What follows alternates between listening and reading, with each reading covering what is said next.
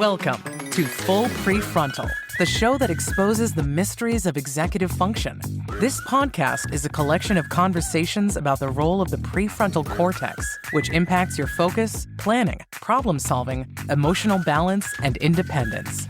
So join us as we explore executive function and the science of learning. And now, here's your host, the founder of EXQ, Sucheta Kamath. Welcome back to Full Prefrontal, Exposing the Mysteries of Executive Function. I'm your host, Sucheta Kamath, and every week we talk about interesting topics pertinent to personal self-management, helping children, adolescent, and even young adults to manage their goals, manage their mission, and most importantly, how do we all persist towards our goals through passage of time, through arduous roadblocks that we encounter on everyday basis. One of the topics that has interested me deeply is sense of motivation.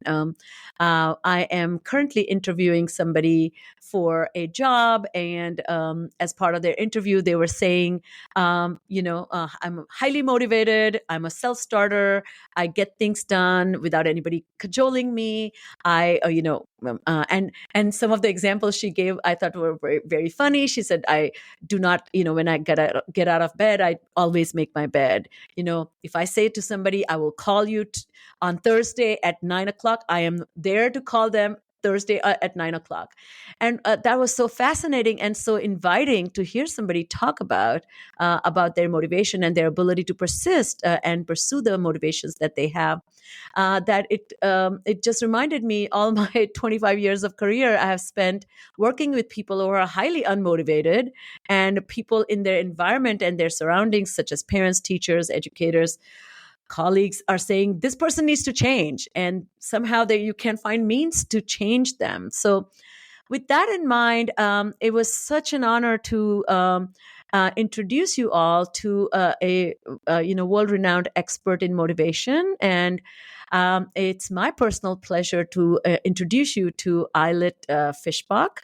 She is the Jeffrey Breckenridge Keller Professor of Behavioral Science and Marketing at the University of Chicago, Booth School of Business, and the author of Get It Done: Surprising Lessons from the Science of Motivation. We'll be linking that book. And one of the interesting things about the title of the book is you have three words that she has written on the title, which is forget, quit, undone. And then the parts of the words are canceled. I thought that was a very clever way to get people to think about how to overcome the challenges we face every day as we think about managing our goals and motivation. She is the past president of the Society for the Science of Motivation and the International Social Cognition Network. She's an expert on motivation and decision-making. Dr. Fishbach's groundbreaking research on human motivation has won the Society of Experimental Psychologists Best Dissertation Award and Career Trajectory Award and Fulbright Educational Foundation Award.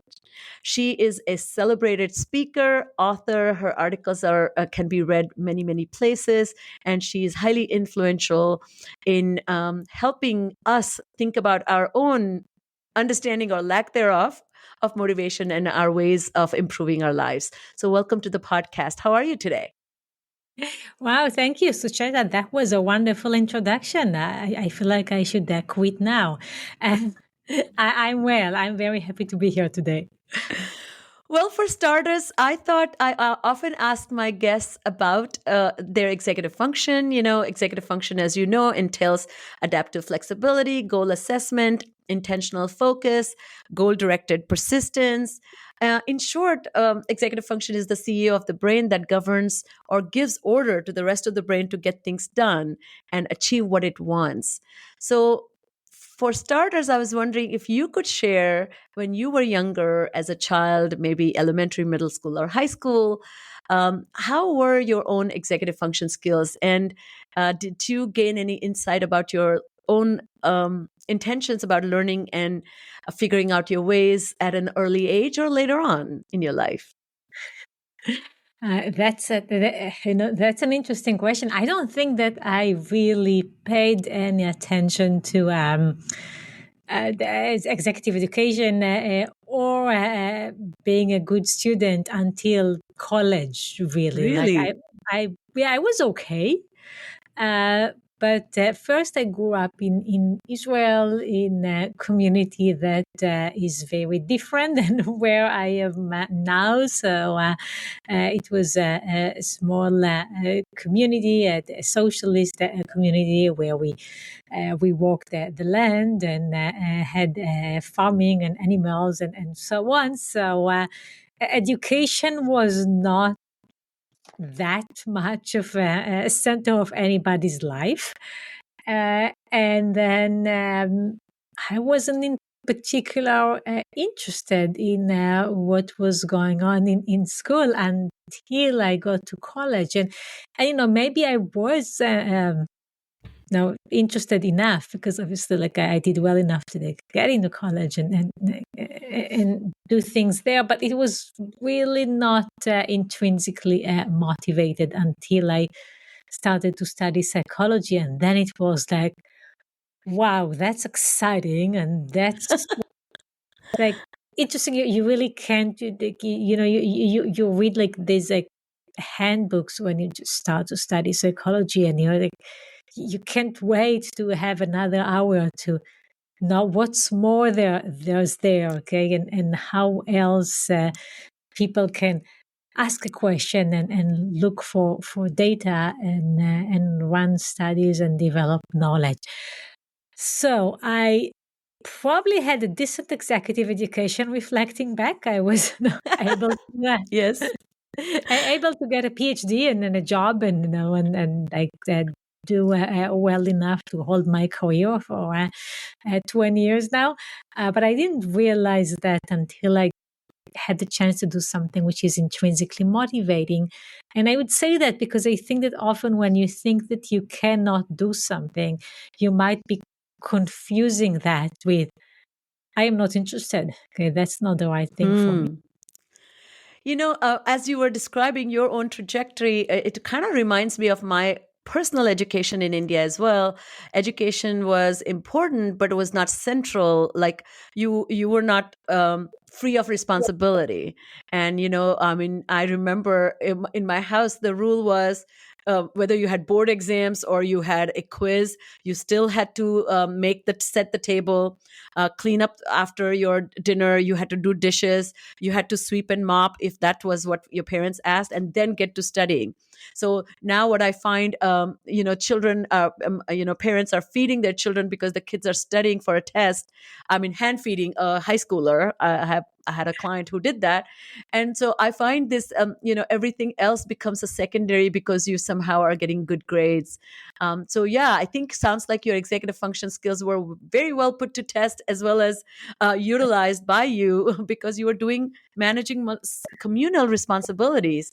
So as we begin here, maybe you can set us off with a good definition of motivation, because I think colloquial wisdom says motivation is getting things done, having this desire to get things done. But maybe that's missing something, right?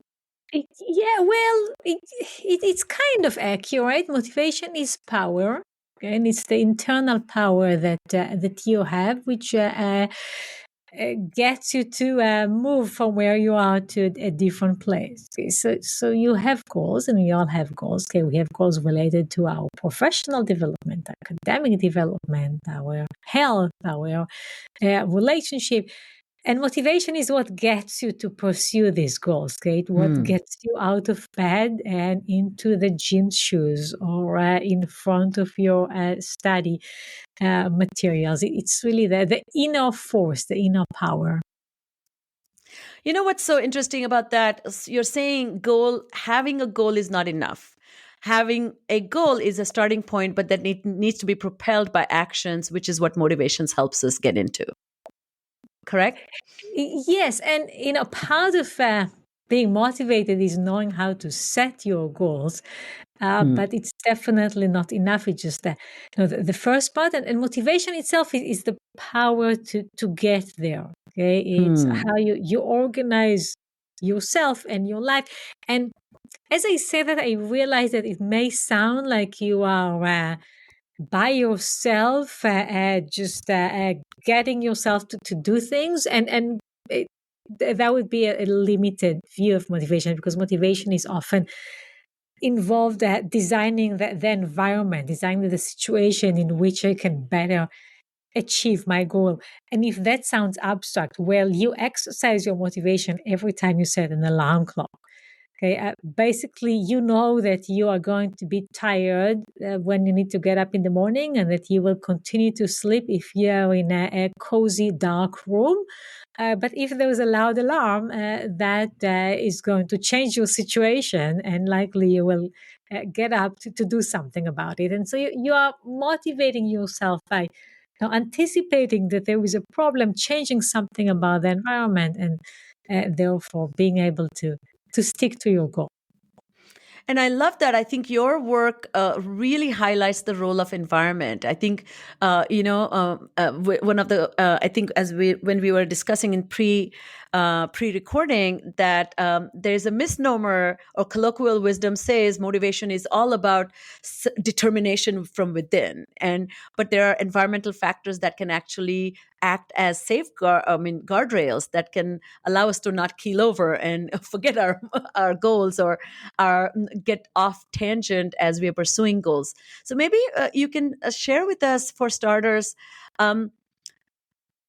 We often hear intrinsic and extrinsic motivation, so that once comes from within, once is motivated by incentives and external goals. Is that a good place to start? And how would you describe the types of motivation that we all experience? So there is a lot to unpack in your question. First, I do want to emphasize that motivation is about changing your environment. It's about changing your circumstances. You started with an example of a person saying, I'm highly motivated. Well, while there are individual differences, some people might be in general more motivated than others. It's often a function of where you are and what is the thing that you set to do. And so my example was that I was in a particular highly motivated student in high school, and then I discovered psychology in college and became super motivated. Okay, so it was about like the challenge, about the environment, about the people I was with, and the new topics that I was introduced to. And I would very much reject the idea that people say I'm not motivated. Well, you did not find the thing, or you did not design the environment that gets you to act. Can I Now, quickly share a story with you? I was on a flight from Atlanta to India, which is a connected flight, and the India leg from, I think, Paris or whatever. The entire time there was a leak above my seat, and my right shoulder kept getting completely drenched with this ice cold water. And so I called the flight attendant, and asked and requested a change of seat. The flight was packed. There was nothing they could do. She was so stressed and stretched that she was not even empathic towards me. I was getting a little annoyed with her. Ultimately, there was 9 hours of flight. I was just plotting, like the whole time I plotted that I'm going to send an email to Delta. I'm going to complain. I'm going to be so mad, and I'm going to tell them I'm going to ask for a refund. Then I landed, and my family came to the gate to welcome me, and I completely forgot. And I completely lost my vengeance, my plot, my email, and I just became unimportant. And so I see that you're talking about this environmental embedded cue. It was very frustrating, but it was not that important to me to actually pursue a complaint. yeah, I love this story. It probably would have been better for future people on the flight if you complained. So if your anger led to to action, but for your well-being, you were in a different situation, and the anger was gone and replaced with love to your family, and now you are a different person pursuing different goals, and very happy with doing that. So we all can identify situations where we just cannot do something, and then other situations in which we are doing just fine, and we need to organize our lives so that we are importing the factors that help us to stay motivated to get things done to the areas where we feel stuck, Matter. we are unable to do it. And then you're asking about intrinsic motivation. Intrinsic motivation is a very confusing concept in motivation science.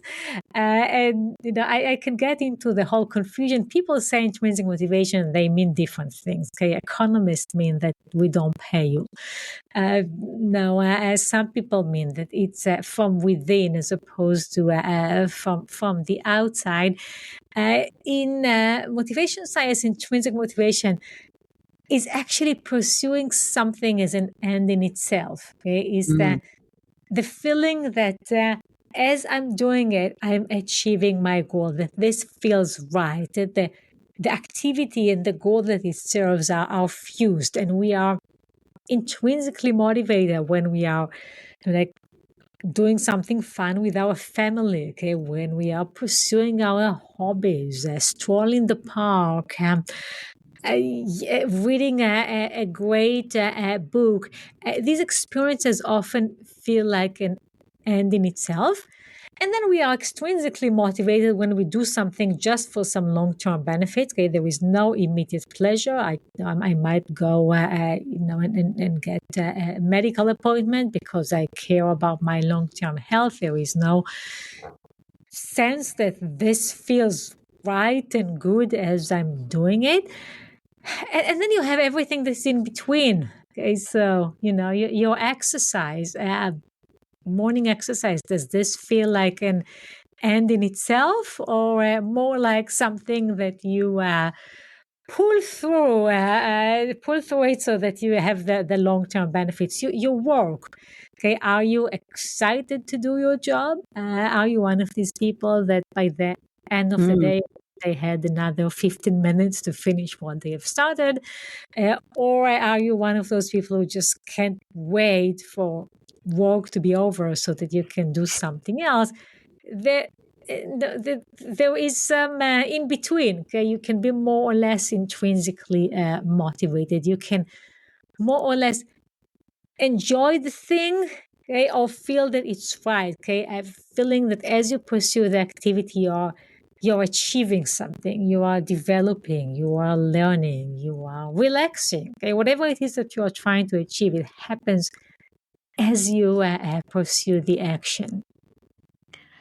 This is really, really helpful because I think take examples of clinicians, therapists, and teachers, educators, parents who are tasked to help people get on board doing things that the person you're working with doesn't want to or is struggling. So it's not necessarily even doesn't want to, but may not know how to. It is such a important distinction that it feels right may not happen for them right away. Like let's say if I have reading difficulty and I have dyslexia and I'm working with a dyslexia tutor who's showing me some sound symbol relationship that I don't get it as a child, and I'm not going to enjoy it. But then I look out to my teacher's support or the care that I get. So that seems to be a starting point that gets me to a place where I see my own success, and then I can say, now it feels good, right? So Yes, and learning has to be immediately gratifying, okay? And in particular for young people, for kids. We basically explore a few ways of making learning intrinsically motivated.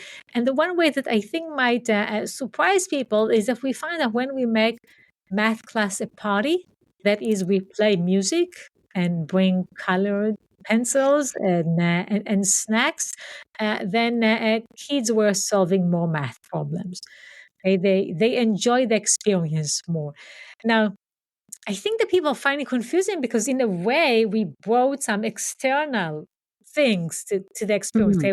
We brought music, okay? We brought colors, but the whole class, okay, the whole event of studying math became something that it's more fun, that it has more like surprising elements, that is unusual and interesting.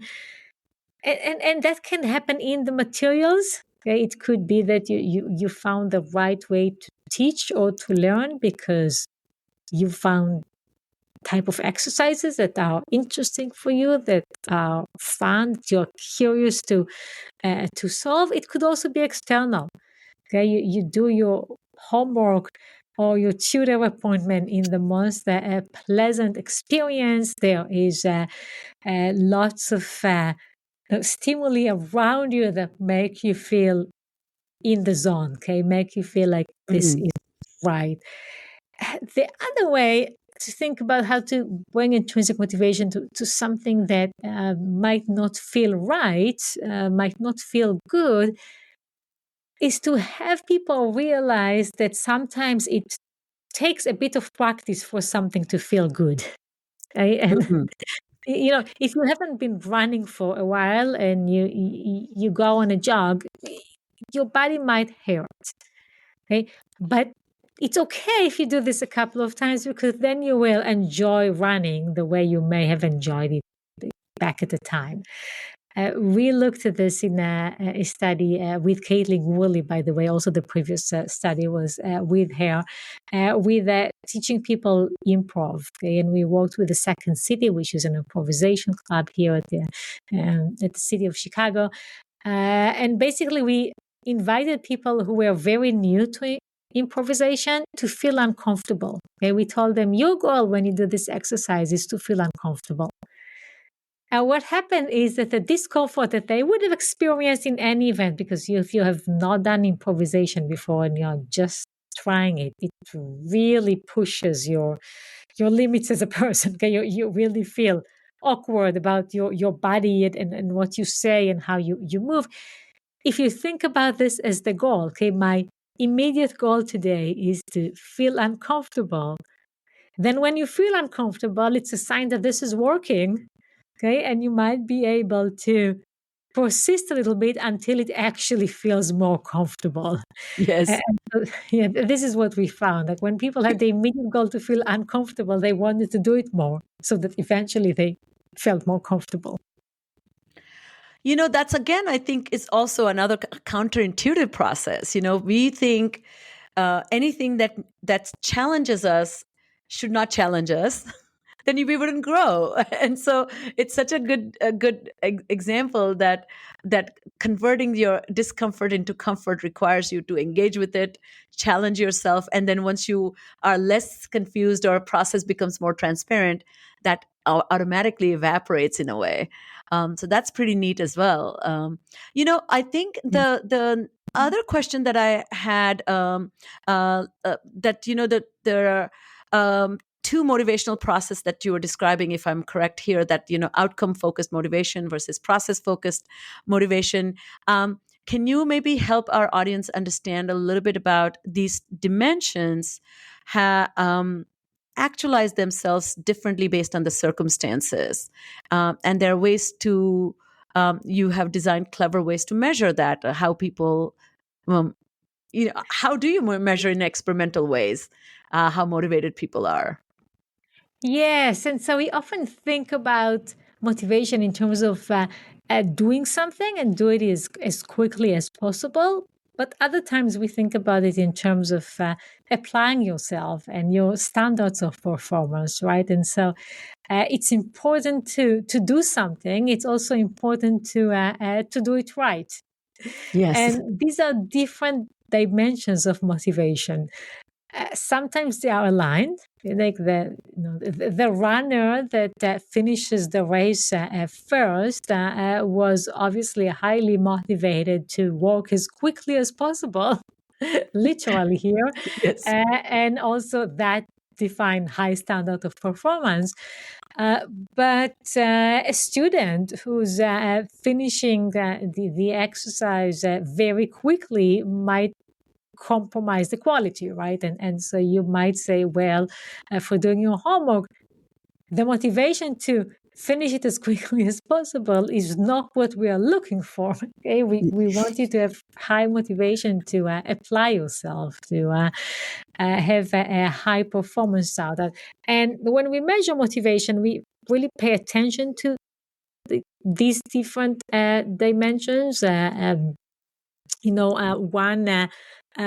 way that Rima Tuatulari and I looked at it was looking at what happened when people were approaching the end of the goal, when they were about to reach the goal. Okay, if what's important is doing it right, then they spend more time on the problem. Okay, they think about it more carefully. Okay, if what's important is to finish it as quickly as possible, then they spend less time. What we actually found, we gave people a series of problems to solve, and what we found is that as they reached the end, they were taking shorter breaks between each two problems. Okay? So they were more eager to get this done by taking shorter breaks, but they actually, on the very last couple of problems, spend more time getting it right, because we know that the motivation to do something right, not to cut corner, increases also as you're about to reach your goal. I would say that in the context of now education, we often need to pay attention to the motivation to do it right much more than speed. Okay, and whether the person Yes. took breaks and whether they were daydreaming a bit. No, maybe because I am sometimes slow, and I have like 2 out of 3 kids that tend to take their time and be slow. I learned that it really doesn't matter. Okay, you can take more time. Okay, but your performance standards should be high. Okay, you should try to apply yourself, not to cut corners. I think this so resounds with me that take example of children doing homework. So if the parents promise them that, yeah, you can, play your video game for 30 minutes, you can see them whizzing through the homework while they have made a lot of mistakes. And so I think the parents find this difficult. Like, how do I make them do it well and do it, and then get it done as quickly as they want it done, so they have time to play the video game. So I feel like this some of the interesting observations you have made, maybe you can talk about that. Getting started is one aspect of motivation that operates differently versus the middle slump. When we are in the middle of pursuing a goal, we kind of lose our thunder, get bored, get tired, and then we pick up the steam again, as you just gave example of seeing the end in sight. People begin to pay greater attention to the quality of outcome. So what was comforting about all that is it's a human nature. So it was very comforting that it's not just me. But I also am very curious. It's so difficult when it's not you that's involved in it. When you're in charge of other people's motivation, how can somebody? So maybe I'm asking complicated, multi-layered question here, but can you talk us a little bit about these motivation landmarks influence the way we behave in the task completion differently, and how can people who support children make use of that understanding to influence the outcomes? So, the simple answer is that the same way you motivate yourself, you can motivate others. Okay, the strategies are very similar. If you know that you cannot stick to a work task that is boring, that is uninspiring, that you do with people that you don't appreciate, then you should not expect your child to be able to work on a homework Yes. assignment that is boring for them, right? That you fail to make into a process of discovery and a process of development and a process of reassuring the child's strength. They just won't work. But beyond that, the very general, Such an simple important. answer. Yes. Yeah. Let's talk about like the middle problem, basically. So we have like beginning, middle, and end, and we see that people are more motivated at the beginning and the end than in the middle. One of the cleverest studies that Rima Tour-Tillery, who was back then my student, and I did, she's now faculty at Northwestern, was giving people a pair of scissors and a bunch of I thought that was shapes great. on a piece of paper, okay? And what they need to do is just carefully cut these shapes, have many arrows, by the order that we told them to do so. And so they are doing a great job on the first couple of shapes. The last one is also pretty good. They are literally cutting corners in the middle. Okay, that is the shape in the middle had no corners. Okay, now if you think about it, we are excited when we start on something. We are excited when we are about to finish, if there is a clear end. Okay? Sometimes we are not excited because we don't see this ever ending. But if there is a finish line, we are again excited and willing to work. If the middle is very long, that feels pointless. It's hard to feel like we are making progress. We lose our motivation to do it, and we lose our motivation to do it right. Now, when applying it to other people, their goals should probably have short middles. Okay, and of course, it depends on the child's developmental stage, but maybe 1 hour of homework has a middle that is just too long. Okay, maybe it needs to be broken to shorter units where you have 5 minutes of beginning, 5 minutes of end, and barely a middle. In our own life, there is a reason why most people don't set an annual exercise goal, right? Like you set a weekly or a daily exercise goal, because if it's an annual goal, there's too much of a middle. Okay? You're going to Saving lose for, thunder. Yes. yeah, right. Saving for retirement is a challenge for most Americans, because the middle is our life. Right? Do we really know? That's That such a profound statement. You're right. I think none of the saving is beneficial now. It's going to be beneficial in 40 years, but that's so long. Yes, and so you try to make it into an annual saving goal, which is much better than a lifetime saving goal, because there is less of a middle. Try to make middle short for yourself, for other people. Celebrate beginnings, celebrate ends. Often you do it just by breaking a goal into two sub goals, right? So, homework is a good example, because there is always homework, but how you structure this, how you think about like this goal can be on an hourly basis, a daily basis, a weekly, and so on. No, and that's another point that you also make in the book, is that that the middle is so psychologically strenuous, and also literally strenuous, because it's been a while you have been at it. You also talk about then progress monitoring. That I loved the that you were talking about. Working towards accomplishing certain parts of your large sprawling task, going towards the 50% point, you can have a different internal dialogue. And once you cross over the midline, you can have a different dialogue, how close you are. Can you talk a little bit about this? Is a great strategy, I feel, when educators or parents are working with children, helping them achieve these goals, again, which just takes time.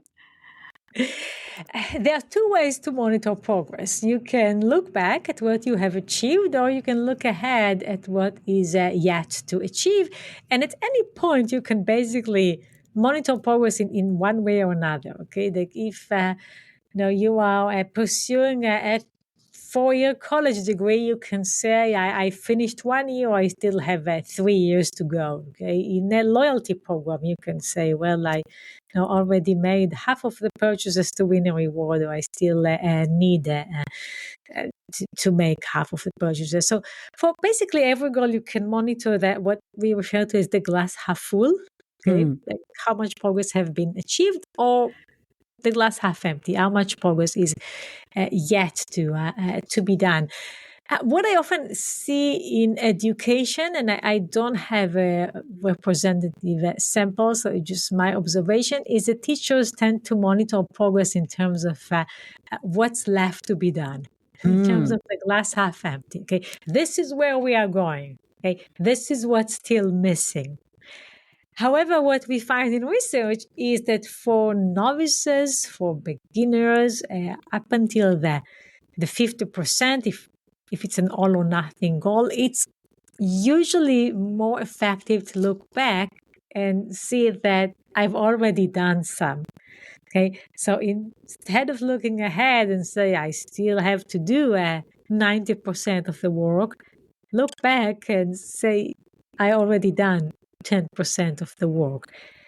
The reason that this is often more effective is that when we look back, we learn that we can do it. Okay? When we think about what we accomplished in the past, that increases our confidence and therefore our commitment. And novices, beginners are uncommitted. Okay? Which is why when they see what they have achieved, they say, well, I guess I can do it better than I expected. I guess this is working. Once you are over the 50%, once you're an expert, then highlighting what's missing is actually more effective. So To lovely. get your intuition, and we did many studies, some with Stacy Finkelstein, some with others, on giving people this feedback on what they've accomplished, what's yet to be done. If you take someone who's just starting, a child is just starting to learn how to play the piano, okay, I think that most people will have the intuition they should highlight what they did well and not their mistakes. Yes. Right? You should highlight their progress so that They know nothing, so at least praise the effort to show up. Exactly. Right? You showed up. Good for you. When you give feedback to a pianist, okay, an expert, then you often tend to focus on what's missing. Okay, you did not quite convey the emotion in like this part. You did not quite follow the tempo, but whatever is missing is more motivating for that person. And by the way, also more informative because they got most of the stuff right. And we, as feedback givers, should be very attentive to focus on what has been accomplished when we are unsure about commitment and what is missing once commitment is established and the person is fully there. So fascinating. I can give you an example.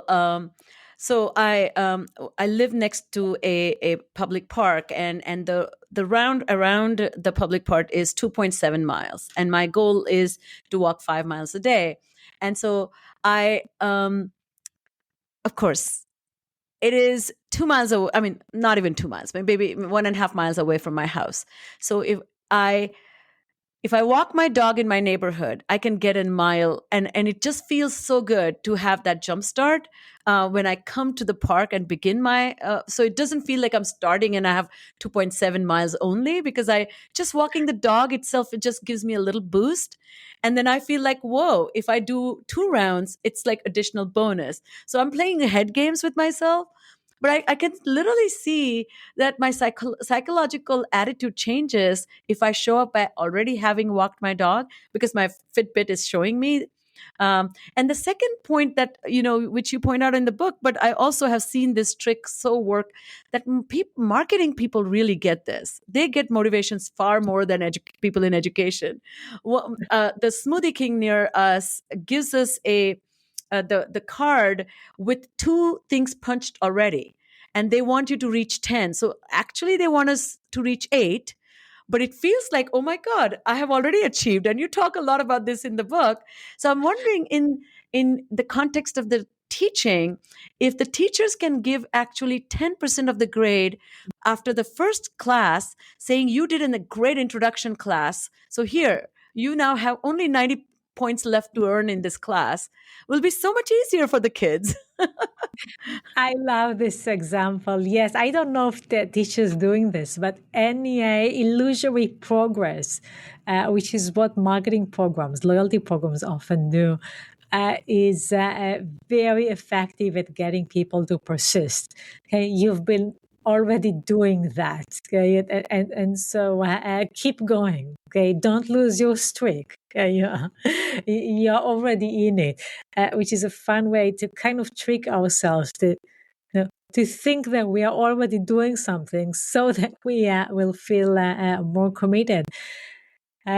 No, on the other hand, some teachers have the wrong intuition of starting with negative feedback. How about I'll give you the first test that is very hard, and you will see how much you need to learn in this class. And I see that and I'm like, oh no, what are you doing? Right? Like that. No, instead of giving something that's like easy, that allows for fast progress, like letting kids realize that they can do it Having before you small challenge wins. them. Yeah. You start by giving negative feedback about everything that you still don't know, and you lose somebody's motivation. By the way, it's one reason why approach goals also work better than avoidance goals. Yeah, tell us a little bit the definition of these two goals, approach versus avoidance. Yes, so approach avoidance are the do goals. Okay? It's to like do my homework, exercise, eat green vegetables, and so on. Do not goals are avoidance goals. Are everything that I should not do. Okay, maybe I should not eat red meat. I should not stay late in bed. I should not daydream. I should not, I don't know, like watch too much television. Right? Now, Eat the whole cake. yeah, right. Now, there are a few problems with avoidance goals. Okay. First, how do you know that you are successful? Well, you ask yourself, am I doing it? And by that, you bring this to mind. So it's like easy to show this with thought suppression. Okay, you try not to think about your ex. How do you know that you're successful at not thinking about your ex? You ask yourself, "Am I thinking about my ex?" Well, now Yes. you do, right? So Isn't that the white bear problem? exactly, it's the white. Yeah, it's Dan Wagner's white bear problem. But it's also like you ask yourself, like, am I successful cutting down on the red meat or on the TV? And now you're thinking about the foods and activities that you should not be doing. With kids, we see that also with adults, but even more with kids, with adolescents, that avoidance goals elicit reactance. So we all sometimes want to do something just because we are not allowed to do it. And with adolescents, that is spiking. There is a really nice line of studies by Chris Bryan, where he used psychological reactance to get kids to eat less junk food. And basically, what he told adolescents is that marketers want them to eat junk food. Marketers design junk food to make them addictive. They make money from you eating junk food. Now, the adolescent that reads that is reacting, okay? Like if they want me to do it, then I don't want to do it. Yes. And they were eating less junk food so that they are not going to play into this marketing ploy. We see that avoidance goals often are the goals that kids reject. Okay? That kids say, I don't want to do it. I don't want you to tell me what not to do. It's much better if you recommend what I should do. And then the last thing is that avoidance goals are less intrinsically motivated. It's just not very exciting to cut down on your TV. Okay, Exactly. it's much more exciting to walk your dog. Okay, which would mean that you are cutting down on TV because you're outside walking your dog. So true. So one quick question about that. So, I see these kinds of mental hacks. I'm doing a little fake out with myself, instead of telling myself, because then it becomes avoidance, don't watch TV. I'm saying, just go out, take your dog out. This is such a good self-discovery process with children when they don't have this metacognitive understanding about how they don't think about their thinking. They may not even know, can I influence by telling them how to convert an avoidance goal into a approach goal?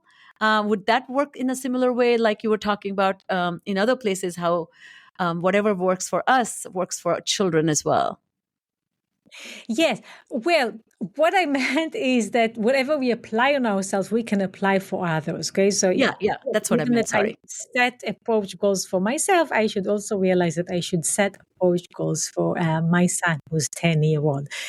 But you're asking a really important question, which is how much we can teach children motivation, how much we can teach them to motivate themselves. There is very little data on that.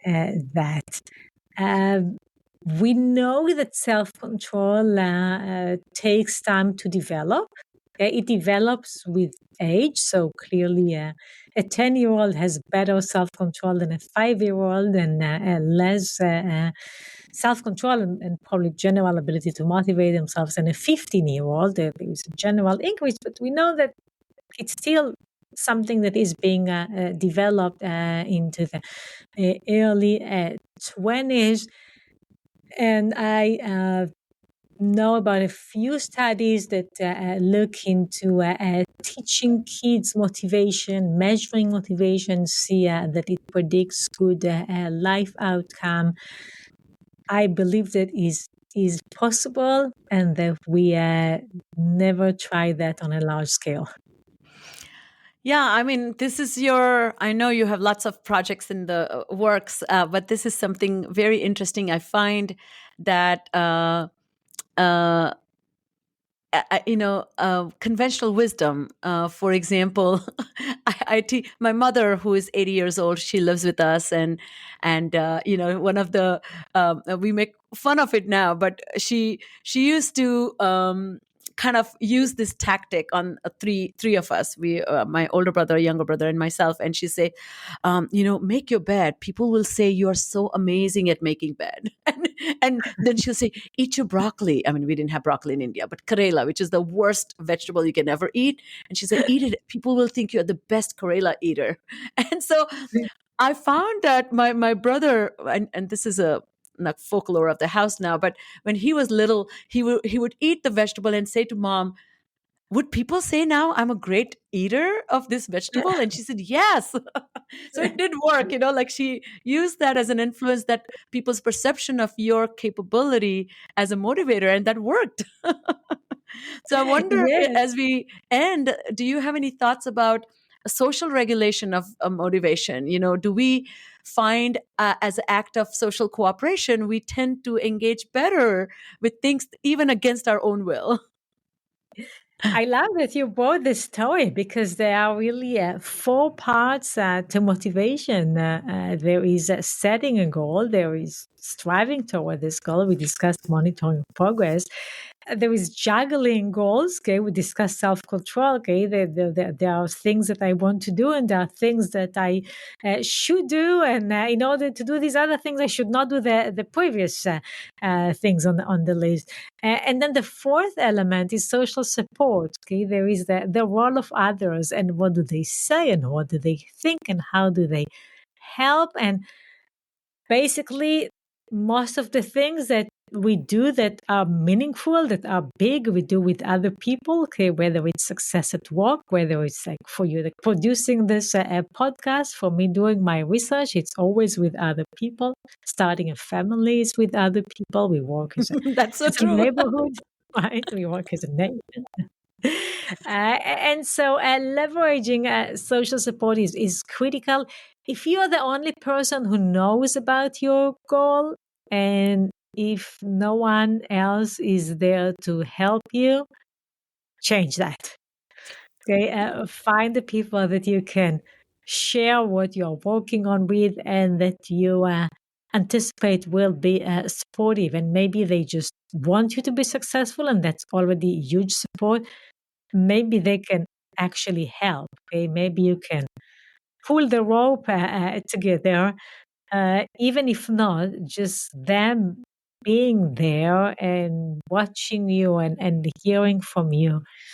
I would be one of many people that remind our listeners that we are social animals, and so we have to have the group's support. We are not loners. And to stay motivated, those around you need to know and to help. Well, brilliant. This has been such a fascinating and engaging conversation. I really appreciate you being so generous with us.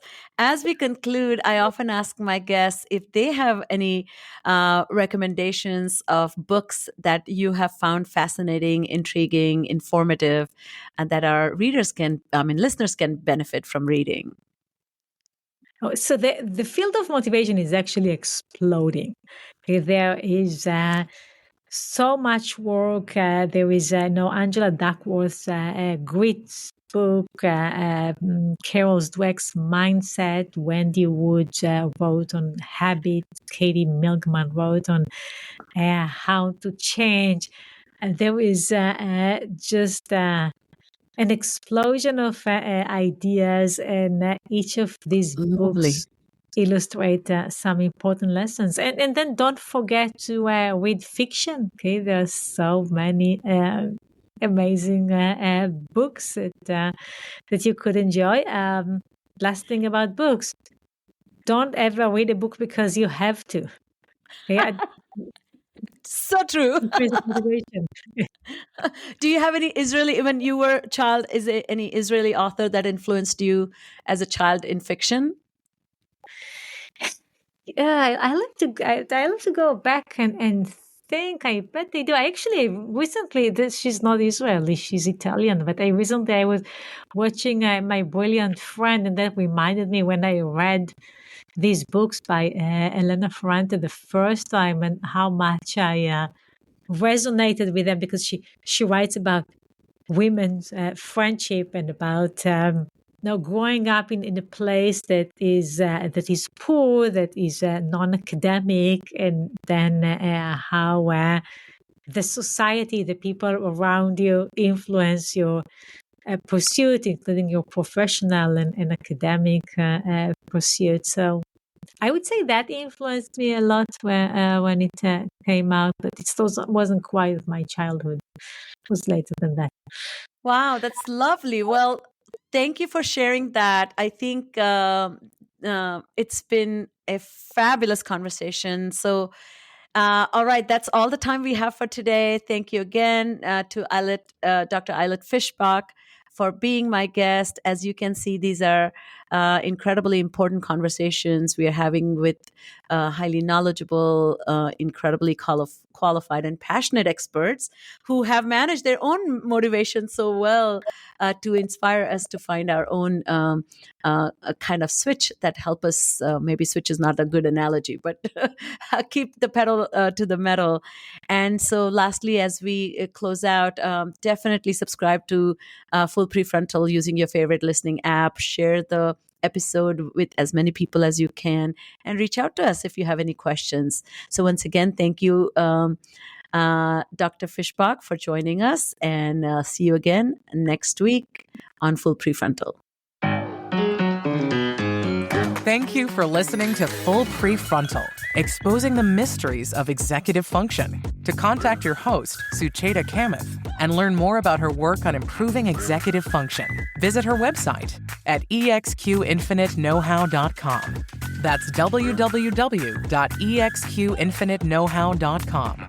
Tune in next week for another informative episode of Full Prefrontal, hosted by the founder of EXQ, Sucheta Kamath.